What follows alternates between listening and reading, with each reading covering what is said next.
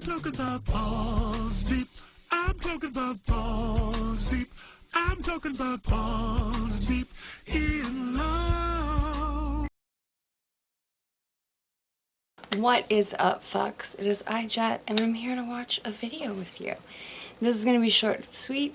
It's been a little slow for me, considering I've got the whole thing going on with the arm and the neck and the spine and the whole 9 yards.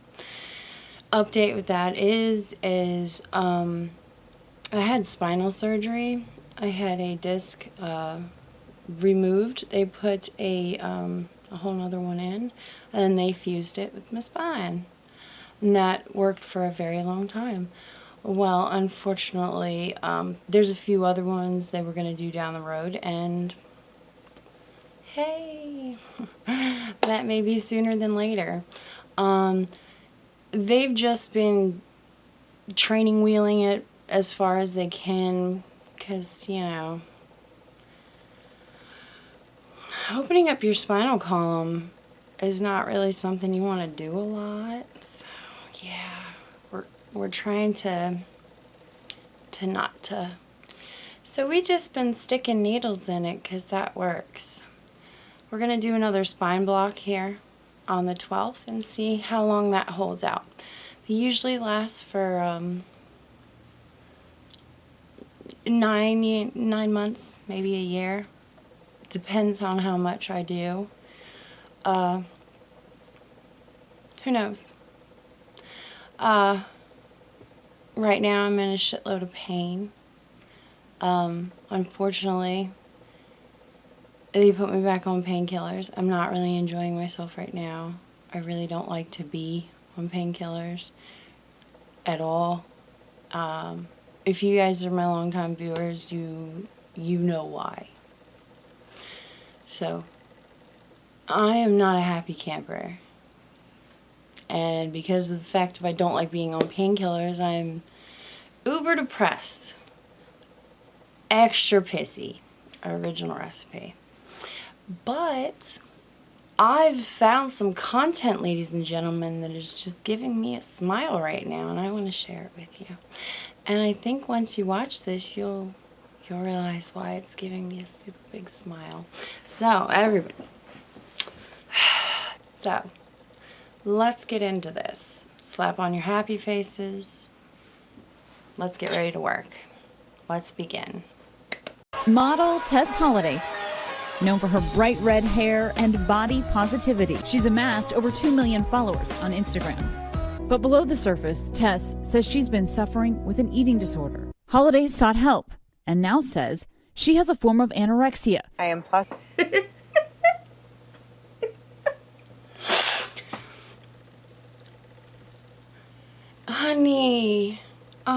Honey, I know you just said anorexia, but I think you mean, binge eating disorder. But it's a good try. It's good. We're just gonna overlook it. It's fine. Sometimes I say the wrong thing all the time. You know, you get tired. You say the wrong thing. It's fine. Shit gets confusing, especially when you use big words, especially medical terminology. We'll overlook it. Okay? Let's keep going. But advocating for diversity in larger bodies. And so I think for people hearing me say I'm anorexic was really jarring. And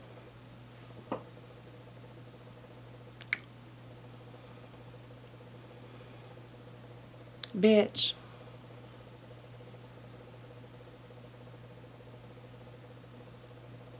You out of your damn mind. Honey. You are not anorexic.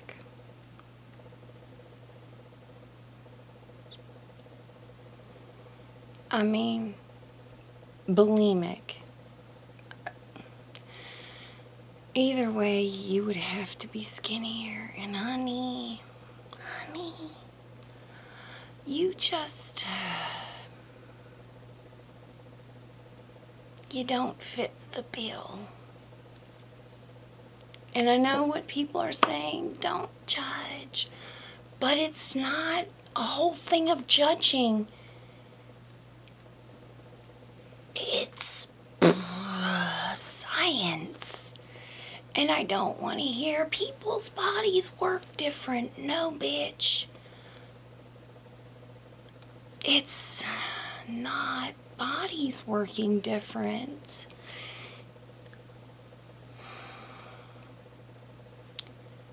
It's you can't put nothing into a body and get that. You have to put stuff into your body to get stuff. And bitch, you got a whole lot of stuff in there. And I've seen you eat a whole lot of stuff.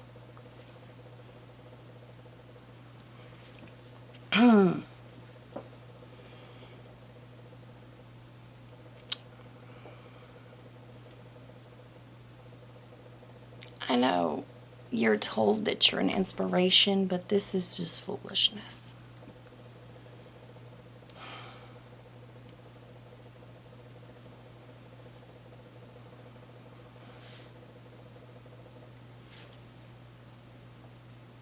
Oh, what is wrong with you?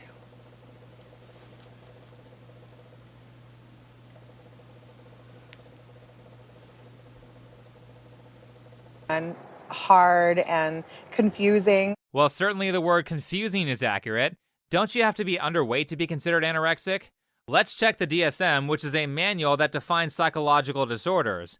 In the DSM-5, anorexia is defined as a restriction of energy intake relative to requirements leading to a significant low body weight in the context of the age, sex, developmental trajectory, and physical health, meaning that she would not be that size if she was restricting enough calories to be considered anorexic. I've had a lot of messages from folks that are anorexic that are livid and angry because they feel like I'm lying.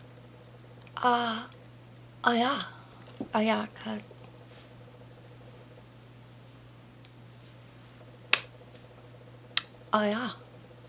you are lying. There is a portion in the DSM for disordered eating.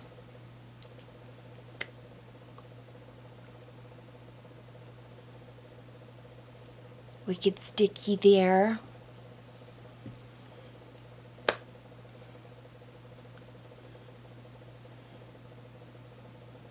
Someone put you up to this.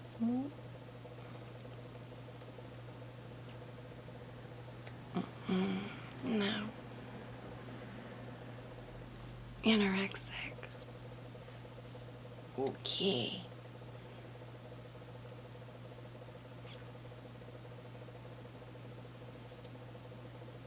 I wish I thought of that. By the way, the DSM, it's for doctors. Yeah. Doctors to diagnose you. They don't diagnose, with feelings, pictures.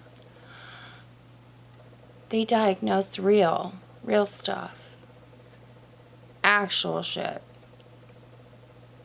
Not you trying to feel special and skinny by saying you're anorexic when you're not. Just letting you know, in case you didn't know that. You just didn't know that. You just decided to ignore that. Like the DSM-9. I was letting you know that. Stupid. You're stupid. You're so stupid.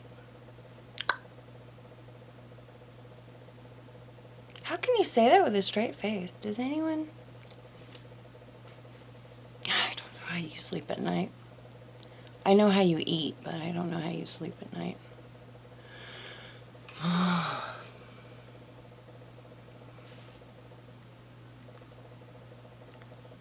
Sorry. It's because you are lying and they have a right to be mad at you. Just because you can go on a news interview and say these things with a straight face doesn't mean they're true. I can say the sky is green with a straight face. That doesn't make the sky green. And no amount of, I can't believe they would accuse me of lying, can change reality. What do you want to say to people who don't believe you, who are skeptical when you say you're anorexic? To folks that don't believe me, that I'm anorexic and that this is what I'm dealing with, it doesn't really matter, because at the end of the day, this is my truth. The good old "this is my truth" deflection. Well, my truth is that anytime someone in the media says, "this is my truth," they are just using that phrase to manipulate people. Anyway, this all began with a tweet from Tess saying that she's anorexic, in recovery, and she is not ashamed to say it out loud anymore. Very dramatic of her. Obviously, nobody reasonable believed her, so she went on this press tour that totally wasn't about getting free publicity to educate people on her situation. Here's her explanation of her eating habits. I would have coffee. I would sometimes eat in the evening. I would have bits of whatever was laying around. I'd grab maybe a handful of nuts. I would go all day without eating. And then at nighttime, usually when my kids were in bed and I could settle, I would eat one meal and then I would go to bed. Do you notice how this is just me, okay? This is just my observation. When she said there was that small break between, when my kids went to bed and I could settle, she had a small little break between my kids went to bed, break, and I could settle. That means she didn't have a meal, she had a smorgasbord. Trust me. Trust me. Trust me. I lived in a house with a lot of people, and let's just say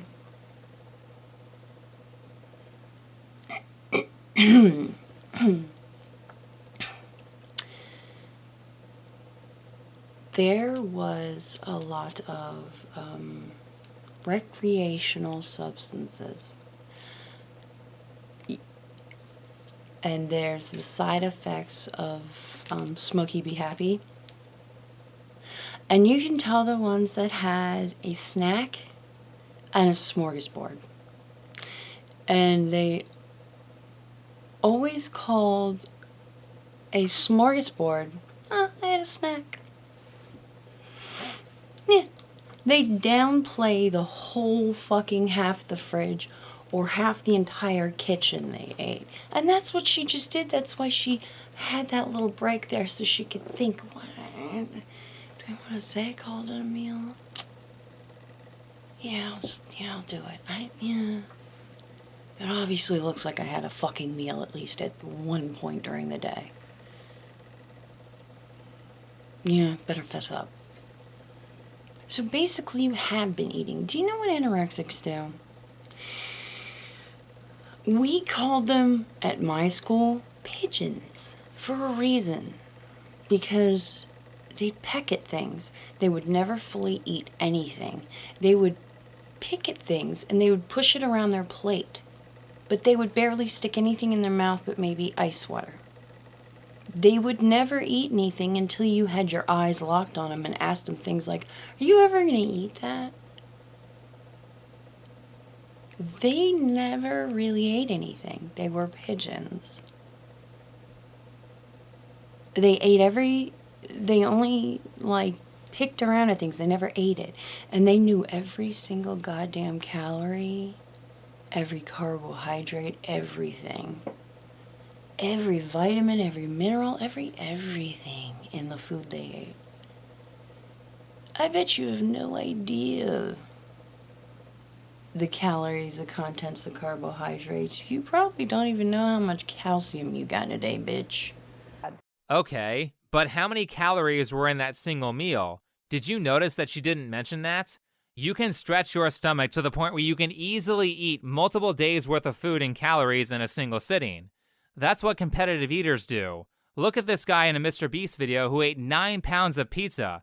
That's one sitting for him. It's not that hard to eat several thousand calories in one meal. So I thought that meant that I was a binge eater, and the psychologist looked at me and said, you're anorexic.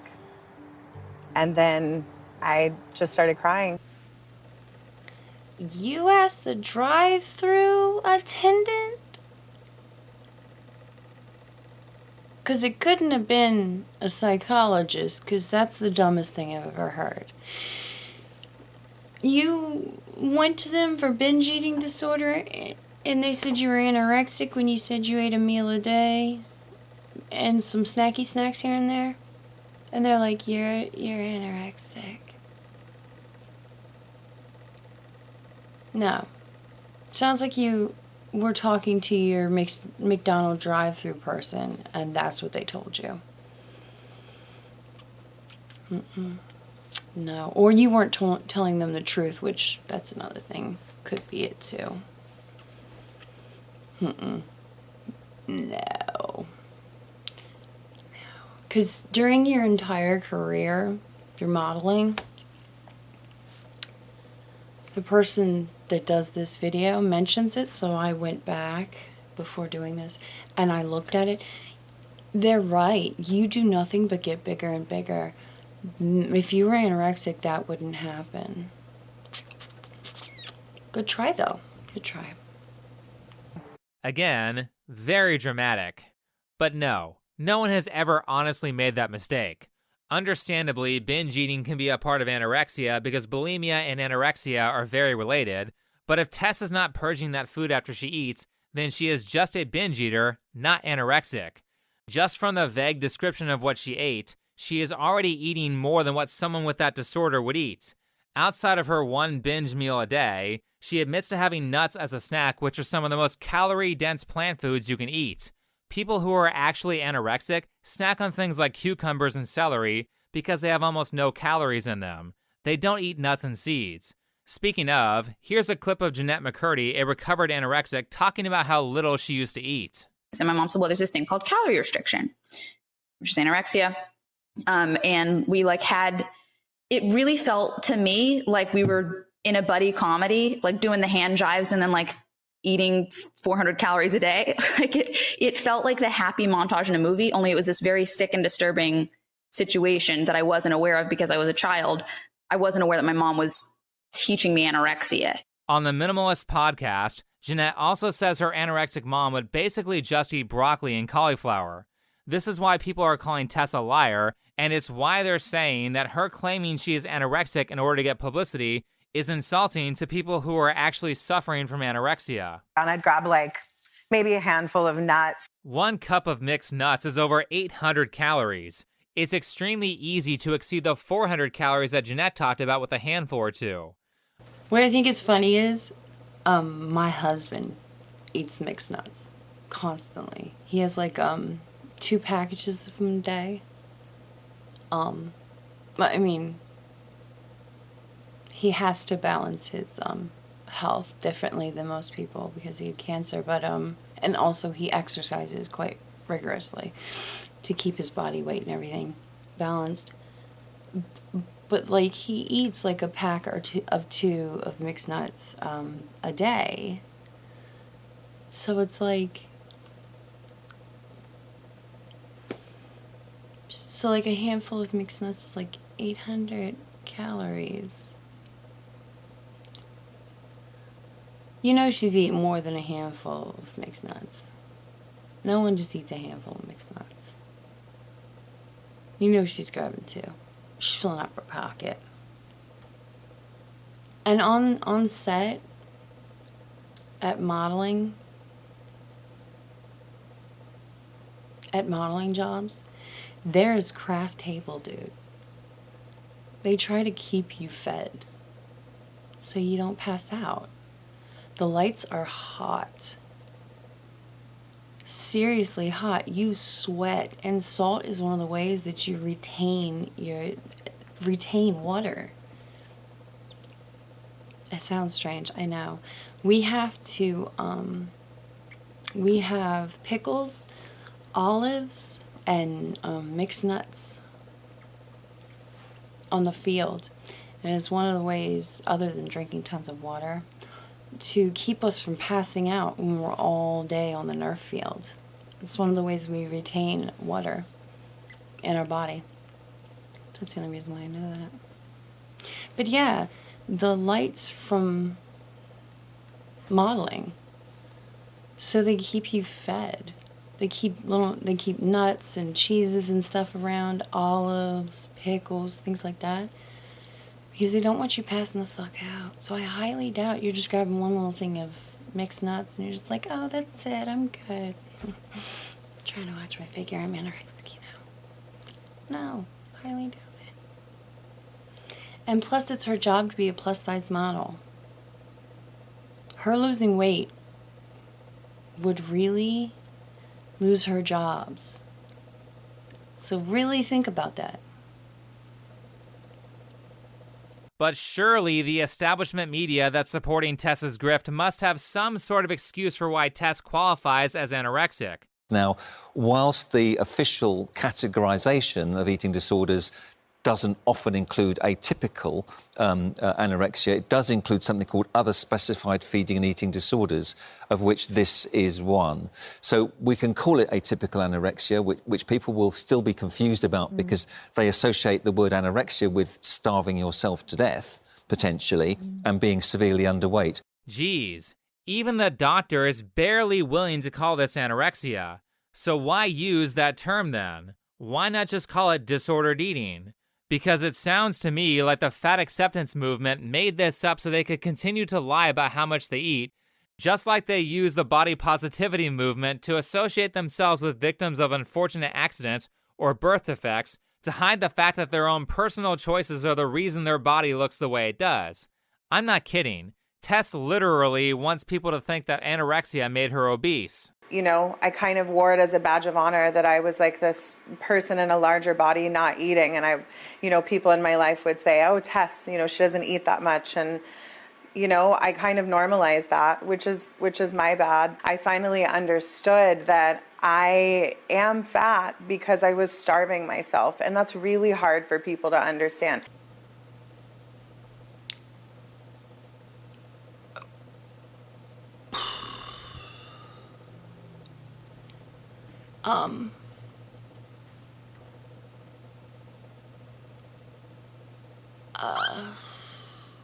Damn. Well,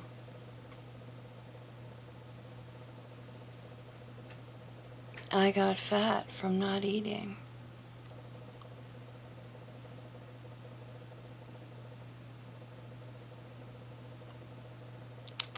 That's fucking sane shit right there, boy. Maybe it was your haters. Maybe they were thinking about making you eat. You got fat from that. Maybe you were dreaming about eating a pizza. And the calories just stacked on you. That sounds just as intelligent as what you just said. And if I believe it, it must be so. Oh, yeah. Yeah. Oh, yeah. What is it you said earlier that made it so people can't argue with you? My truth is that you dreamed of pizza and your ass got fat. So it's gotta be true.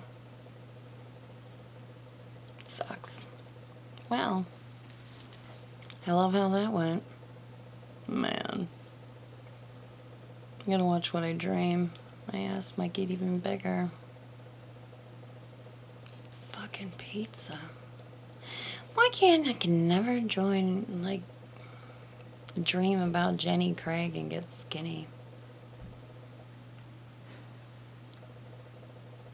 It's kind of shit to get you.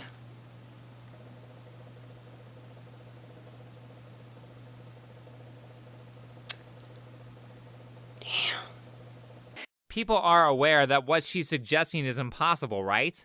Expecting someone to gain weight from not eating is like expecting your empty car to magically have a full tank of gas, even though you never filled it up. Obviously, you can tell she's lying just from the context, but to further make my point, here's a video of Tess eating an entire cake with her picture on it. Here's a picture of her from a while ago of her eating an entire pizza and a lasagna, captioned, "I'm not sharing." There are plenty of photos of her on the internet eating ice cream, corn dogs, and other junk food. Even on Nightline, in a picture where they pretend she's eating healthier than she is, she holds up a tiny Starbucks cup full of cream.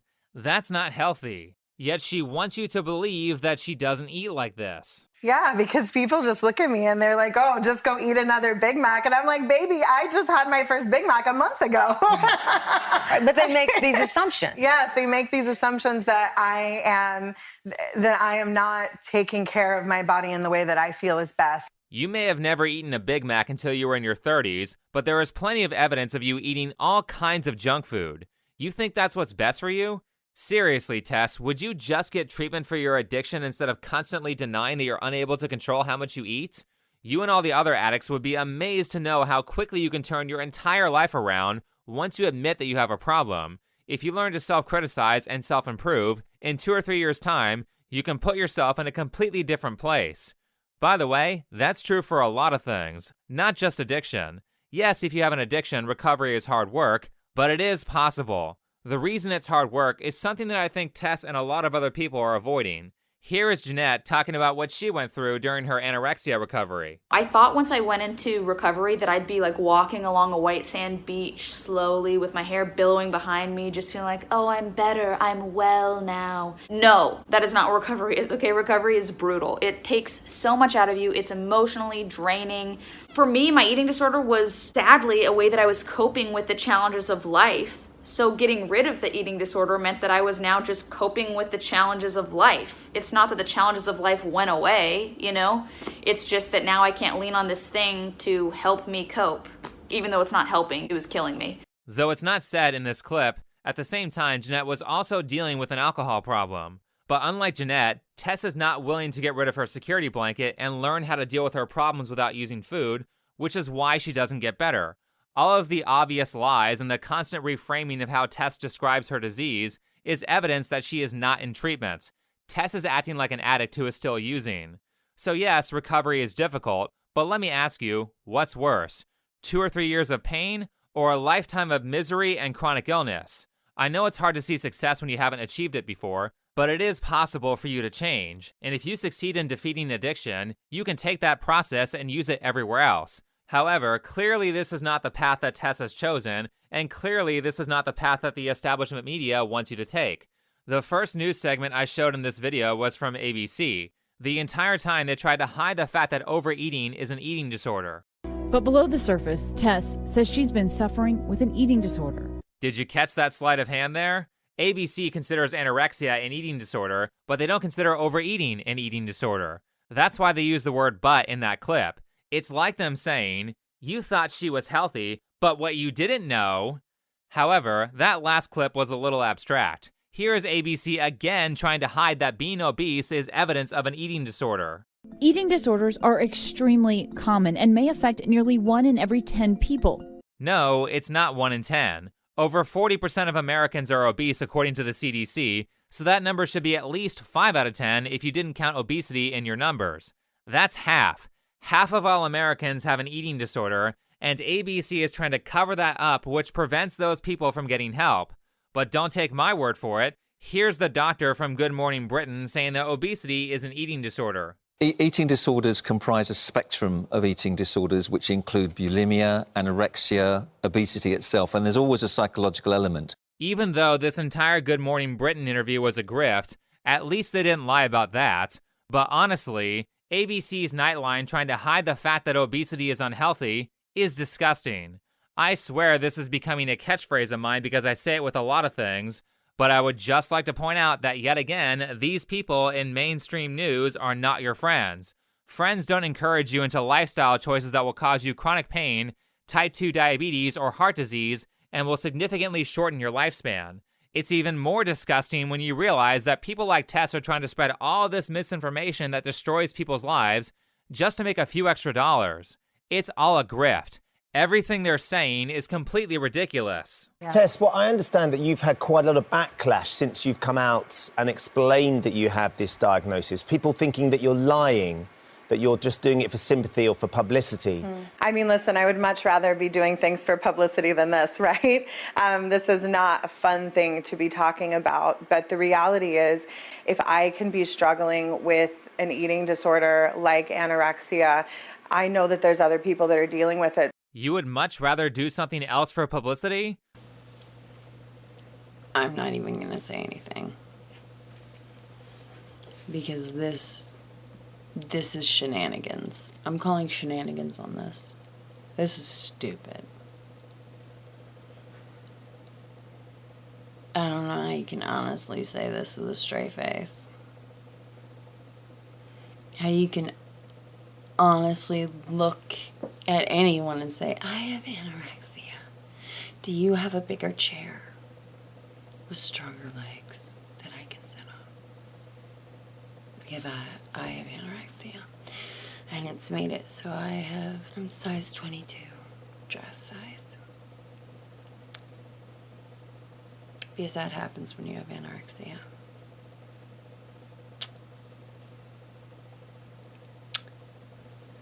No one says that. Like, what was the person smoking the day you went to that doctor? I still don't think you went to the doctor. I think you're just saying this because you're an asshole. You're an asshole. You're an asshole, and I hope your parents are embarrassed for you. I hope they're embarrassed for you. If I said some shit like this, my parents would be like, my daughter's dead. She's dead. No, she died. And they'd say that I died in like the worst way. Yeah, my daughter died. Yeah, she went on a safari and she was raped by a giraffe. Died in the most painful way. It wasn't on the news because it was just so horrendously embarrassing and painful. Yeah, they didn't want to put it on the news. Yep. And my daughter's dead now. Yep. Even if it was a joke, they would still tell people I was dead because it's a bad joke.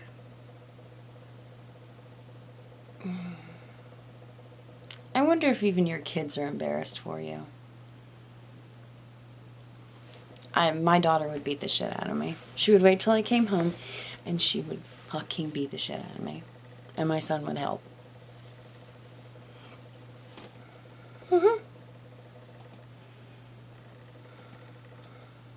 Like, well, ladies and gentlemen, I think this is the end here. We've already gotten to the portion of this where I have started talking about giraffe rape and my parents pretending I'm dead. And my kids beating me up for telling everybody I'm a size 22 and have anorexia. I'm not a size 22. I'm not.